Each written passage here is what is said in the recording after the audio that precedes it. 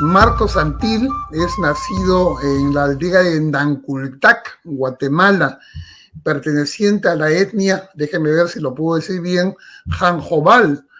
Es un empresario de mucho éxito, fundador de la empresa Sumax, que genera millones de dólares en cuestiones de comunicación, si no me equivoco.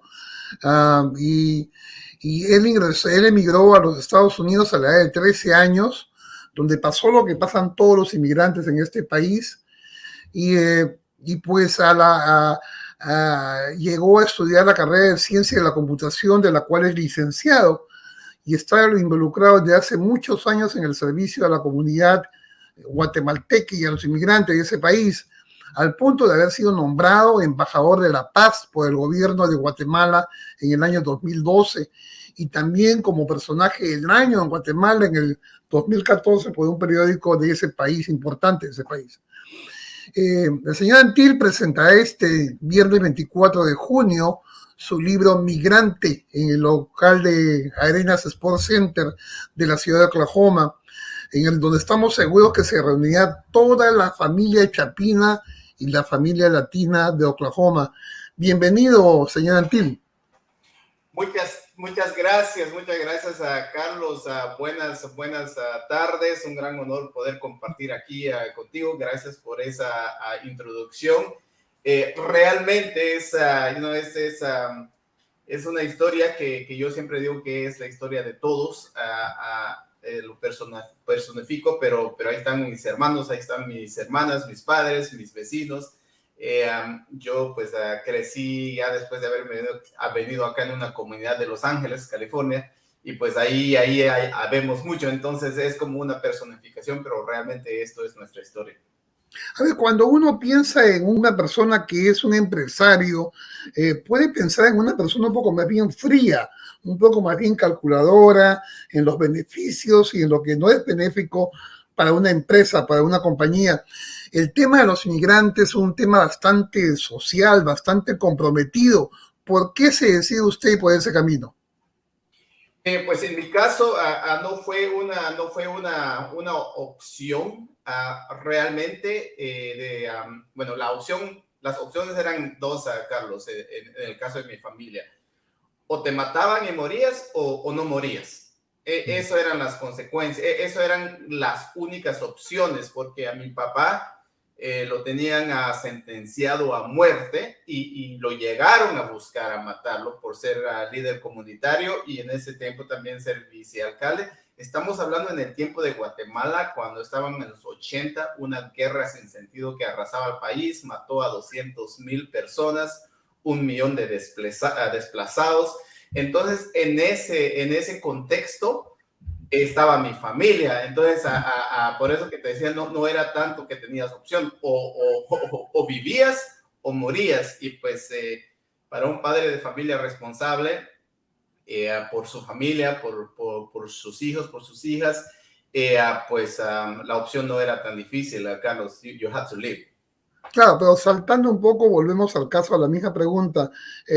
Ya usted logró una posición económica, logró el llamado sueño americano acá, y como decíamos, pues un empresario es más bien una persona pues muy calculadora, pero usted regresa a tocar el tema de la migración, usted regresa a hablarnos en este libro seguramente, que todavía no lo conocemos, ¿no? De un problema social álgido y a veces controvertido, porque, vamos, hay posiciones incluso dentro de los mismos hispanos que no están de acuerdo con la migración o lo que sea.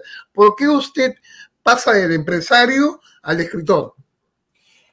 Yo creo que la razón, Carlos, es creo que algo que yo y mi familia heredamos de mi finado papá. Mi papá falleció hace un mes, mi mamá hace 6 años, y los dos eran personas que les gustaba andar y que les gustaba regresar. Y yo creo que en este caso, después de haber recibido tanto como en mi país, Guatemala, como aquí en Estados Unidos, uno siempre ve la forma de poder regresar algo de lo que ha recibido. Y eso es, creo que lo que ahorita estamos nosotros haciendo. el libro es lo que trata de hacer. El libro tiene una sola ilusión, y esa ilusión es de inspirar a más de algún lector que se dé cuenta que en esta vida nada, absolutamente nada es imposible, aún cuando están las barreras enfrente de uno, aún cuando hay tantos desafíos, que sí podemos salir adelante y eventualmente regresar a algo. Y por qué, como en mi caso, regresar también al país que nos vio y poder ir allí a crear oportunidades para que más jóvenes como nosotros no tengan que pasar por esa penuria para realizar su sueño, porque es difícil. Así es. Ahora, el tema de migración es un tema bastante complejo, ¿no es cierto? Vivir en los Estados Unidos es solamente el final del proceso, pero mucha gente se refiere con bastante pesar a las causas de la migración, al motivo por el cual una persona como usted, por violencia, deja el país, o millones más lo dejan por la pobreza extrema. ¿Usted cree de que en algún momento, los países nuestros van a dejar de producir estas migraciones? Carlos, yo creo que el sueño de todo ciudadano es de que la migración forzada se evapore, porque requiere demasiado sacrificio, mucho rompimiento de familiar, que es lo más sagrado en nuestras sociedades. Entonces, lo que uno siempre desea es que eso sea el caso, que la migración se convierta en una opción, como ese derecho humano que tiene, pero opcional y no forzada. Entonces, yo sí creo que hay esperanza y se puede confrontar esta situación. Yo pienso, y lo he platicado con muchas personas acá en Estados Unidos, como también en Guatemala, que he viajado por todo el país, de que la división es lo que nos tiene tan débiles, porque pues eventualmente la ciudadanía es la que tiene el poder, pero como hay tanta división que no podemos hacer muchas cosas, entonces uno regresa como para tratar de inspirar y decir, miren, si nos unimos, sí podemos lograr este sueño, pero en lugar de hacer ese sueño donde tengamos que salir, podamos tenerlo en Guatemala. Entonces yo sí creo mucho en eso. Yo lo creí desde el 2003, que yo finalmente obtuve la residencia en 2003, 13 años después de haber venido bajo asilo político. Y en el 2008, tan pronto que tuve la oportunidad de expandir mi empresa a Guatemala, lo hice. Entonces, es uno lo que trata de hacer para poder poner ese granito de maíz. Y yo siempre digo, rather than preaching, do the things, put your mouth where your money is, para que no es nada más platicarlo, sino que es con hechos.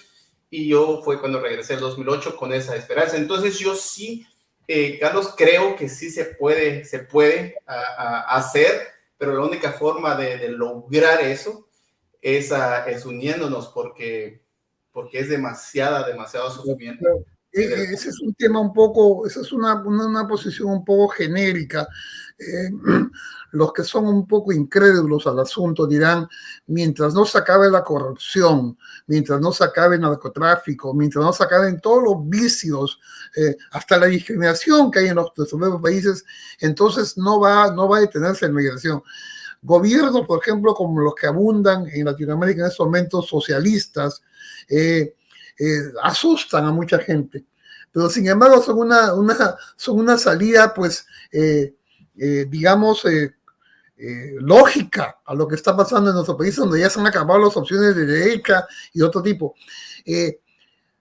¿Se necesita cambios de política en nuestros países? Yo creo que se necesitan líderes, diferentes líderes que pueden cambiar el sistema. Tú lo decías, en mi caso yo salí por una guerra.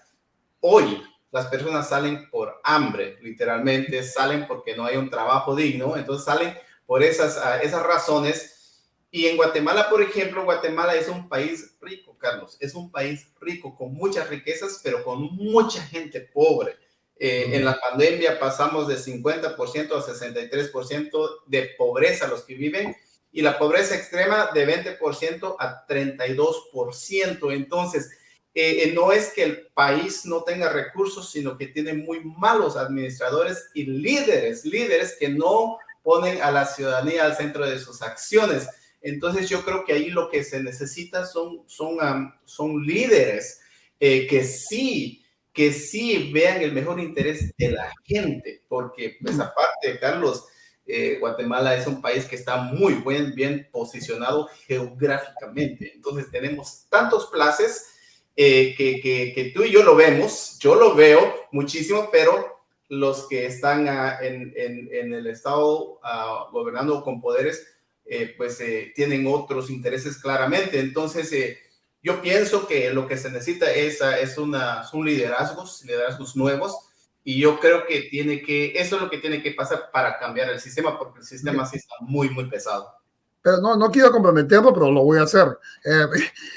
Y usted ha descrito todo lo que hay que hacer, un análisis genérico del país y los líderes. Una pregunta de tiempo, de estos momentos. ¿El gobierno de Guatemala está haciendo lo debido para frenar la inmigración a este país? Yo creo que no lo está haciendo. Yo creo que no lo está haciendo porque sus acciones lo dicen de esa manera. Hace 2 semanas hubo la Cumbre de las Américas en Los Ángeles, California. 80 congresistas de Estados Unidos fueron para pedir el TPS para nuestros compatriotas para que se expandiera. El presidente de Guatemala no estuvo. Entonces, cuando ves esas acciones, una oportunidad totalmente perdida para poder justamente representarnos los que estamos acá, reconocernos y dignificarnos, porque pues ahorita somos, en esta exportación de personas, somos el cliente número 1 de Guatemala. Nuestros remesas son el mayor ingreso de Estados Unidos, de Guatemala para Estados Unidos. Entonces, yo creo que sí, no están aprovechando, no están haciendo lo que se debe de hacer. Y pues eso también, Carlos, no sientas que me comprometas, porque eso yo siempre lo he dicho, lo he escrito, porque pues es muy fácil de ver las acciones. Las acciones hablan por sí mismas. Un pequeño comentario nomás, que bien que en toda la playa de gente que uno entrevista hay alguna gente que tenga pues los pantalones bien amarrados para decir las cosas como uno los piensa. Los felicito por eso. Volvamos a la cuestión de Oklahoma y de acá, de los inmigrantes aquí en Estados Unidos, que usted lo está analizando seguramente en su libro, que todavía no hemos tenido la suerte de leer. ¿Qué cosa es lo bueno y qué cosa es lo malo de la migración propia de nosotros, guatemalteca en este caso? ¿Qué cosa usted ve de bueno y qué ve de malo? Mira, yo creo que lo bueno es que está salvando vidas. Acá en Estados Unidos sabemos alrededor de 3 millones de guatemaltecos que o estuvieran muriendo de hambre o hubieran desaparecido como lo hubiera sido en mi familia. Entonces, lo bueno. Lo malo es de que estamos siguiendo exportando a las personas, y que la persona termina siendo el mayor producto de un país que necesita a esas personas, a todos, para poder realmente llegar a ese desarrollo.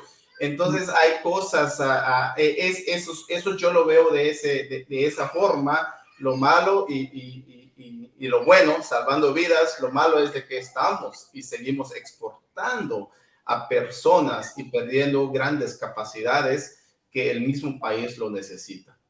No, yo entiendo totalmente lo que usted dice. Huele un poquito de formación política en usted, más que empresarial. Lo veo más como un político que como un empresario. ¿Usted está caminando dentro de la política en este país? Mira, ¿Más que la política? Sí, claro. Mira, yo salí de Guatemala el 90, sin la compañía de un padre o un familiar. Yo me vine solo con las personas que me trajeron. Mi padre en los 80 pasó por ese proceso. A los 2003 regresé a Guatemala. A los 2008 llevé una empresa. Entonces yo creo que aquí, Carlos, lo que quisiera resaltar es de aquí se habla de un don de servicio, un servicio como estilo de vida. No es algo que de repente sale de la noche a la mañana. Hay un gran historial Y yo creo que mi familia y yo hemos apoyado a muchas comunidades para poder sobresalir en lo poco que podemos hacer. Cuando yo vine acá, pude tener un buen trabajo, yo pude apoyar un poquito más, con la empresa pude apoyar más. Entonces uno siempre ve cuál es el próximo paso para poder servir. Entonces, los llamados uno tampoco los impone, es ya al lado público, es la gente que lo decide. Entonces, la respuesta es de que esto no es algo que sale de la noche a mañana, es un estilo de vida. Y cuando tienes un estilo de vida de servicio, haces lo que es necesario para recibir o aceptar algún llamado. Así es, y además las aspiraciones políticas no son nada negativas, no son malas, son al contrario. Si no hubiese gente que tiene aspiraciones políticas, nuestras comunidades estarían abandonadas, como está la comunidad latina en estos momentos. Yo considero, permítanme una opinión, de que en estos momentos las comunidades latinas de Estados Unidos están huérfanas de líderes. No hay una persona hispana que represente a todos los latinos, no importa de dónde sea, no importa de qué país o si son mexicanos, americanos, no existen. Había un diputado por ahí, un congresista por ahí que hablaba bastante, defendía mucho a la comunidad hispana, pero se retiró. No hay más. No hay más. Entonces, que tengan aspiraciones políticas, permítame decirlo, que no tiene nada de malo, al contrario, bueno. Y especialmente comunidades como la guatemalteca. Yo creo que la comunidad guatemalteca, que es la tercera inmigrante en este país, el tercero del número de inmigrantes, merece una representación. ¿Usted estaría dispuesto a aceptar un desafío de una representación política acá en los Estados Unidos? Yo creo que eso es lo que yo he siempre tratado de hacer. Lo hice en mi escuela. Yo fui un líder del movimiento estudiantil latino en mi high school, en la Belmont High, en el downtown LA. Y esa vez me pidieron representar a toda la comunidad, no nada más a la latina, sino que la mexicana hasta la chilena, de toda Latinoamérica, para poder alzar una voz. Sacamos y fuimos a protestar contra la ley 187 que se impulsó allá en California, que pasó, pero después fue vista como inconstitucional. Entonces yo creo que ese servicio se ha estado siempre haciéndolo ahorita de otra manera más grande. El llamado llega, uno sirve. Entonces yo estoy muy feliz, primeramente, de que pude crear una muy buena empresa en tecnología. Hace dos años lo vendí a la empresa más grande del mundo en publicidad. Entonces, eso era muy importante para mí y mi familia, de tener una estabilidad, de tener también una independencia financiera, que es lo que todos soñamos con lo que hacemos. Entonces, ya eso ya te da una libertad para poder entrar y realmente servir, en lugar de ver cómo más puedes crear bienes o tu estabilidad financiera. Entonces, yo, pues, gracias a Dios, mi familia y yo, pues, lo hemos logrado durante estos 22 años que estuvimos trabajando fuerte.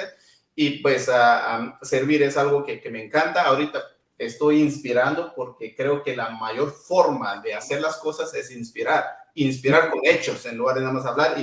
Y hemos tenido una muy buena recepción del libro acá y especialmente en Guatemala. Y seguramente que lo va a tener en Oklahoma. Yo creo que hay gente que está trabajando acá con mucha expectativa. A mí, yo fui invitado por la señorita Miriam Tepe, si no me equivoco se llama, me invitó muy emocionada, pues, nos explicó que tenía un amigo Chapín, un líder Chapín con mucha calidad, y no se ha equivocado por lo poco que hemos hablado.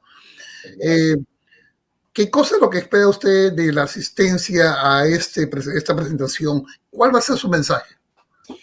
Yo voy a tener un mensaje muy simple, de ahí se va a desarrollar. Primeramente, voy a agradecer en nombre del país, de los que regresamos o los que estamos en Guatemala, por el sacrificio de servicio que los que estamos acá estamos haciendo para que Guatemala específicamente esté relativamente estable por los ingresos de aquí que están yendo, porque sin esas remesas Guatemala estuviese aún peor. En lugar de esos 60% de pobreza fueran 80, 90. Entonces yo creo que el mensaje que yo traigo es primeramente agradecerles y decirles que tenemos que reconocer reconocerlos y dignificarlos y invitarlos a unirse para que también puedan tener ese voz y voto para poder exigir esos derechos que nos merecemos por ese sacrificio que hacemos. Y ese sacrificio es fuerte, es duro, muchos no lo alcanzan, se mueren en camino. Entonces, realmente merecemos ese reconocimiento y esa dignificación y esa voz que guatemaltecos no los tenemos. Entonces, eso es el mensaje, el gran mensaje, agradecerlos por su servicio al país e invitarlos para unirles, para exigir por esa voz y pues a contarles esta nuestra historia, porque aquí hay 31 capítulos, 300 páginas y este trabajo llevó 3 años para poder contar la historia y el contexto de lo que pasa en Guatemala, pero también el contexto de cuando, pues, en mi caso y muchos de los compatriotas tuvieron que cruzar dos fronteras y llegar a un lugar totalmente diferente. Entonces, sentir de que sí los entiendo y ofrecerles ese agradecimiento y esa unión para poder hacer algo más de nada más enviar dinero y poder hacer decisiones de Estado. Esta historia, este libro se basa en su vida. Así es. Este libro, la línea del libro es mi familia, pero el contexto es lo que está pasando o estaba pasando en el país. Entonces, yo siempre digo que este libro es nuestra historia. Lo que he encontrado, Carlos, y he comentado, el libro lo sacamos el 2019, septiembre. Lo lancé en mi pueblo, en Santa Eulalia. Yo soy de Santa Eulalia, del departamento de Huehuetenango. Yo lo lancé en Santa Eulalia, después lo lancé en la ciudad de Huehuetenango y después en la ciudad capital. Y ahorita estamos lanzándolo aquí en Estados Unidos. Y muchas personas nos han dicho que ellos se identifican con más de algún capítulo de este texto, por lo que o sus familiares han pasado por las mismas situaciones o están viviendo exactamente lo que en algún capítulo esto dice. Entonces, eso es realmente la idea de quizás la historia es las líneas de mi familia, pero es nuestra historia. Por eso que digo que nuestra historia es mi testimonio y este es mi testimonio. Perfecto. Leer su historia, como lo he hecho a través de las redes sociales, y sobre todo conversar con usted ha sido un verdadero placer. Yo espero que la familia Chapina reconozca y asista a ese tipo de eventos culturales. Yo quiero darle un jalón de orejas a nuestras comunidades, que a veces nos vamos a muchas fiestas, a muchas cosas, pero realmente no asistimos a los eventos que nos dan la razón de seguir siendo guatemaltecos, de seguir siendo mexicanos, de seguir siendo peruanos. Tenemos que reafirmar nuestras raíces culturales, no solamente a través de bailes o las canciones, pero también a través de libros, escritores y ejemplos como el del señor Marcos Antil, que ha tenido pues la gentileza de acompañarnos al día de hoy. Gracias, Marcos, y lo esperamos acá en Oklahoma con los brazos abiertos. Muchísimas gracias a Carlos, gracias por el espacio y espero poder estrecharle la mano y darle un buen abrazo ahí en Oklahoma. I'll see you there. Thank you so much. Okay, thank you so much. Bye-bye.